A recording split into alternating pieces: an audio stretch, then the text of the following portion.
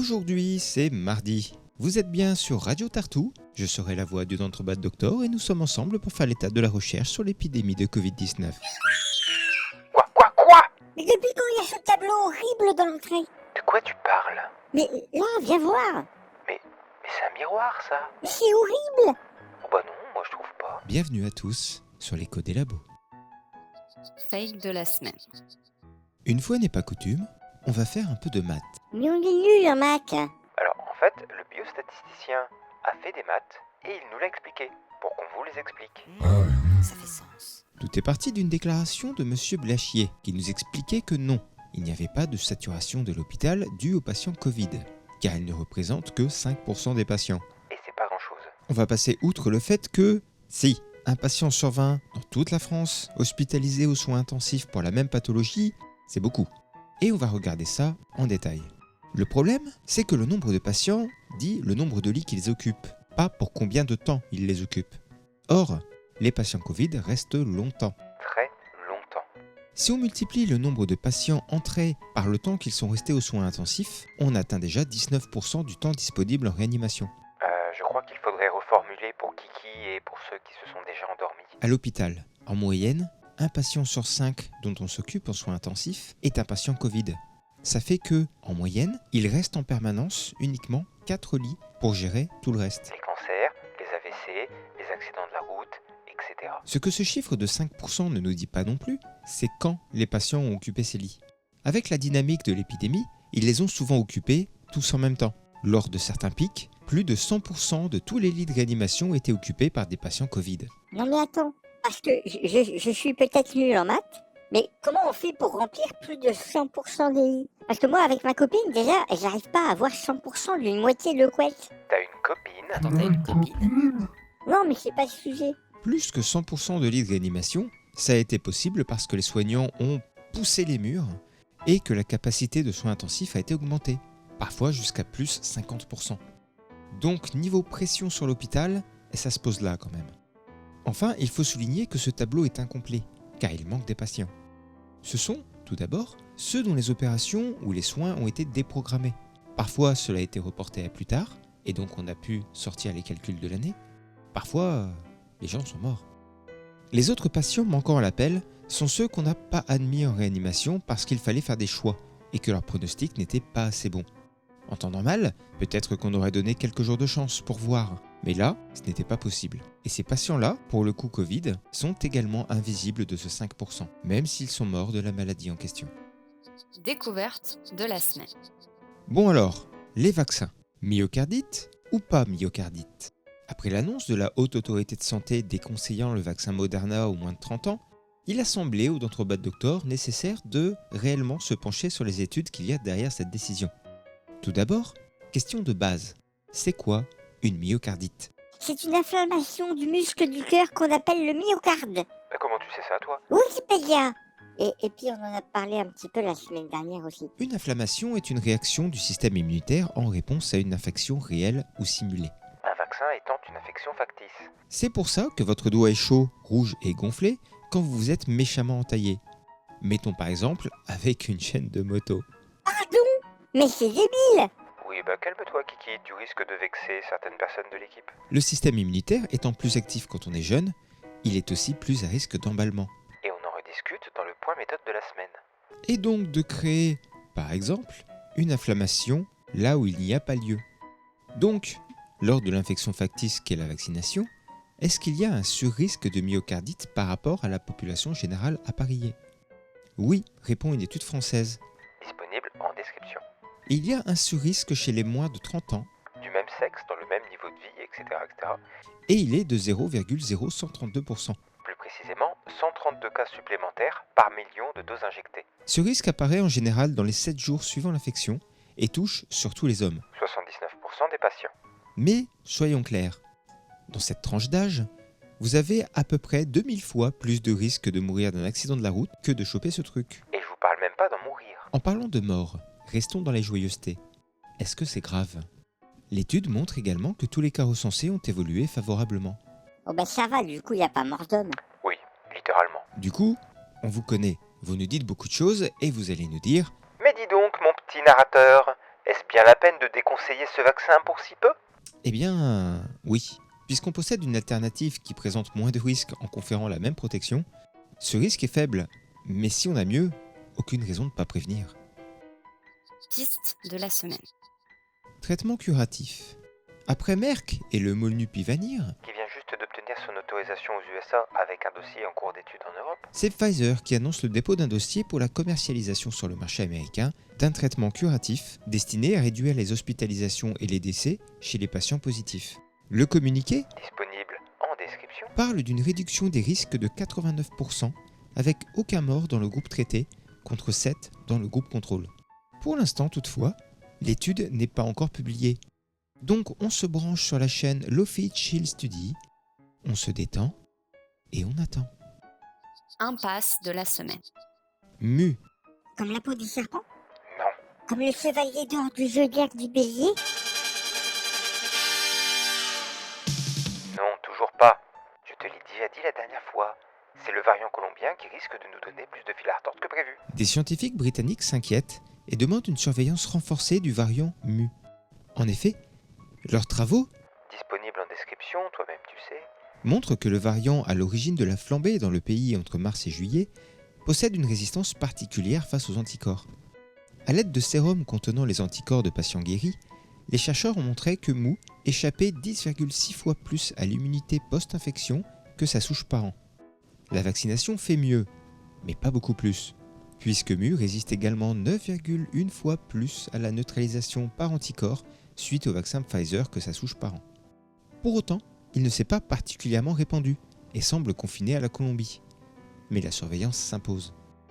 Mauvaise nouvelle de la semaine. Immunité.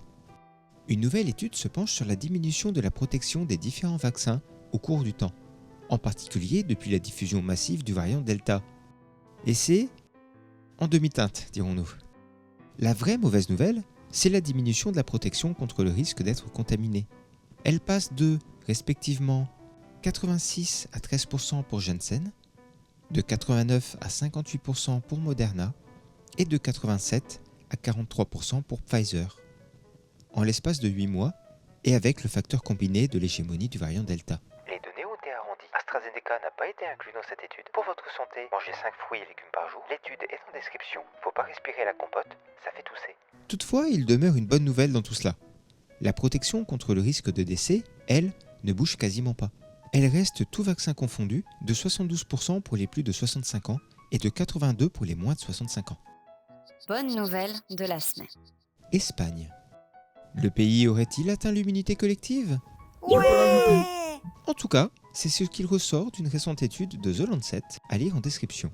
Grâce à une vaccination à double dose de plus de 80%, Contre seulement 74,6% pour la France. le pays serait le premier pays d'Europe à atteindre l'immunité collective. La levée récente des restrictions n'a pas vu arriver de rebond et les hospitalisations continuent de baisser. Qu'est-ce que putain de quoi? Si les médicaments doivent passer des examens et obtenir des accréditations, il y a des raisons. Si certaines substances sont interdites ou réglementées, même si elles sont naturelles, Naturel, soyons honnêtes, ça ne veut rien dire. Le caca, c'est naturel. On va pas pour autant le donner en médicament à tout le monde, enfin, c'est pas un traitement. Bah oui, mais il y a l'homéopathe. et il y a des raisons à ça. Si l'automédication est déconseillée à moins que vous sachiez vraiment ce que vous faites, il y a des raisons. Et si on vous répète sur cette page à longueur de chronique de mettre en question votre confiance dans les remèdes alternatifs en tout genre, il y a des raisons. L'une d'elles, c'est de vous éviter de finir comme cet homme, hospitalisé dans le Jura, en Suisse. Oh, mais c'est beau la Suisse. Coucou les voisins. Bon, puisqu'on en est à faire une pause, pensez à partager la vidéo, à vous abonner, à insulter Kiki en commentaire du nom de votre fromage préféré. Croyez-moi, ça lui fera plaisir. Revenons-en à notre petit bonhomme qui a estimé que prendre de l'argent colloïdal était un bon moyen de renforcer son système immunitaire. Et on va y revenir dans le point méthode de la semaine, hein, parce qu'avec l'arrivée de l'hiver, il va falloir en remettre une couche. L'argent colloïdal, c'est juste une solution liquide avec des nanoparticules d'argent en suspension dedans. Et le milieu alternatif New Age, pseudoscience, Insérez ici votre médecine qui marche pas favorite. en raffole. Il raffole des nanoparticules maintenant.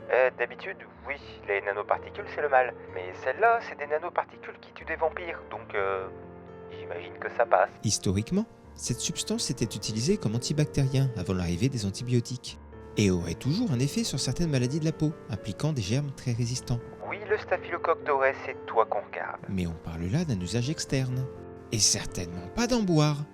Mais du coup, me direz-vous, Dis donc, mon petit narrateur, si on peut faire des intoxications au plomb ou alors, on peut aussi en faire à l'argent. tout à fait, ces millions auditeurs attentifs.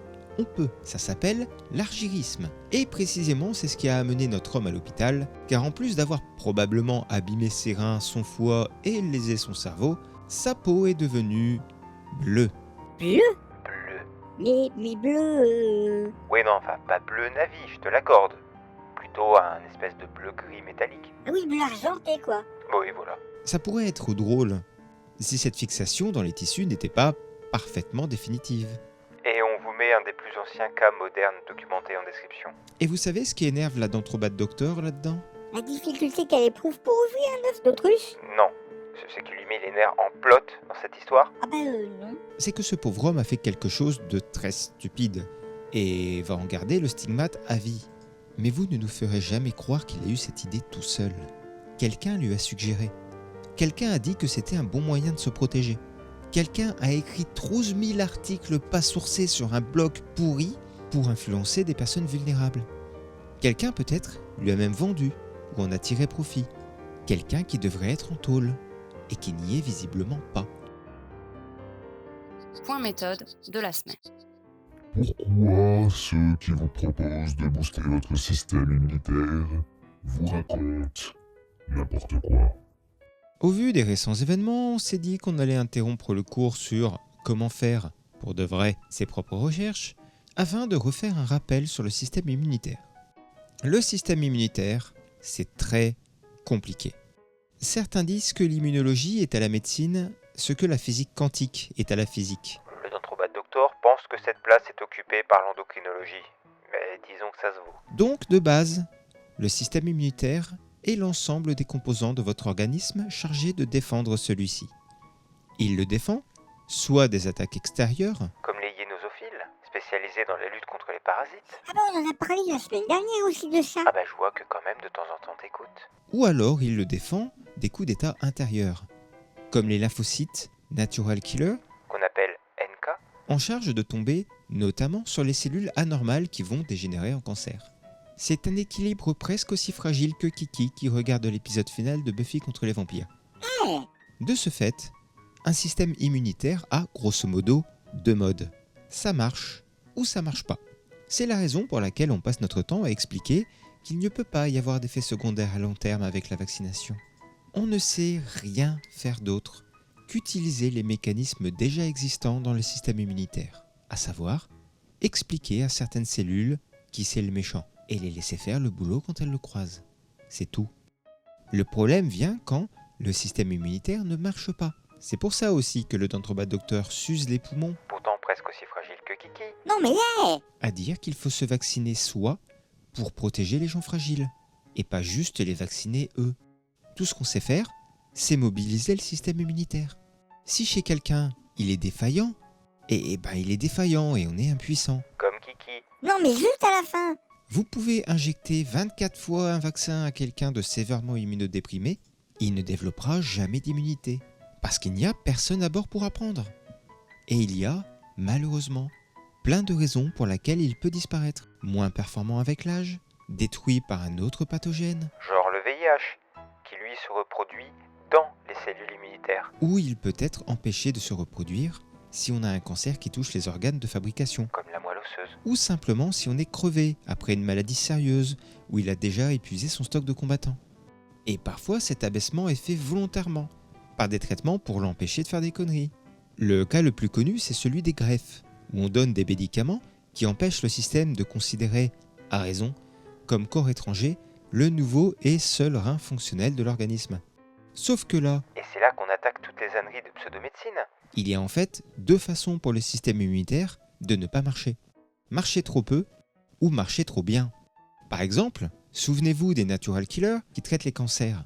Si elles sont boostées, elles peuvent décider que, quand même, ces cellules là-bas, elles se renouvellent beaucoup trop rapidement pour être honnête. Tata yo-yo. Non, on dit taillot, taillot. Ouais, peut-être. En attendant, c'est dommage, c'était la peau. Et vous avez maintenant du psoriasis douloureux pour le restant de votre vie. Oh, pauvre tata. D'autres anticorps, habitués à reconnaître des antigènes particuliers, peuvent devenir parano. Je vais te défoncer ce machin là-bas qui émet les particules qui ressemblent à Jean-Jacques. Mais ça ne te regarde pas. Pas de bol, Jean-Jacques, c'était la thyroïde, et c'était plutôt utile. Ou encore, le système peut faire du zèle. Unité Foxtrot November, on a détecté un étranger. Je répète, on a un corps étranger chelou. Mettez tout à fond, j'ai dit à fond.